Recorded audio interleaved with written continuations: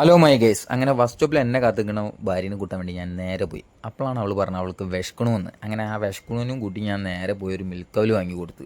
അപ്പോൾ നമ്മളെ ഫോണിൻ്റെ ഒരു കാര്യത്തിന് വേണ്ടിയിട്ട് നമ്മൾ കോഴിക്കോട് ജയിൽ റോഡുള്ള നമ്മൾ വിവോ സർവീസ് സെൻറ്ററിലേക്ക് പോയി. അവിടെ ഫ്രീ ആയിട്ട് കിട്ടുന്ന ആ വെള്ളം എടുത്ത് നമ്മൾ കുടിച്ചു.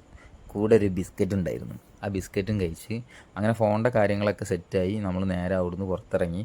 നമുക്കിന്നൊരു ബർത്ത്ഡേ ഷൂട്ടും ഉണ്ടായിരുന്നു, ഒരു മം ടു ബി ഷൂട്ടും ഉണ്ടായിരുന്നു കേട്ടോ. അപ്പോൾ നമ്മൾ ആ ഷൂട്ടൊക്കെ നമ്മൾ കവർ ചെയ്ത് സെറ്റാക്കി നമ്മൾ അവിടുന്ന് നേരെ ഇറങ്ങി.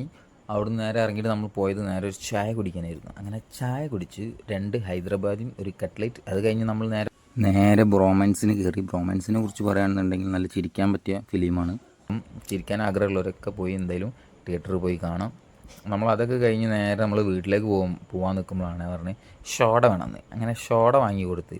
അവിടെ ഉള്ളതാകെ നമ്മളെ ജീരക സോഡ ആയിരുന്നു. അപ്പോൾ ജീരക സോഡ എന്നാൽ ജീരക സോഡ എന്ന് പറഞ്ഞിട്ട് അതും വാങ്ങി കുടിച്ച് കഴിഞ്ഞപ്പോഴാണ് എന്നോട് ചോദിക്കുകയാണ് ലെവൽ ഈ മുഖത്തെ ഭാഗം കണ്ടോ, ഈ സോഡക്ക് എന്തോ ഒരു ജീരകൻ്റെ ചൊയാന്ന്.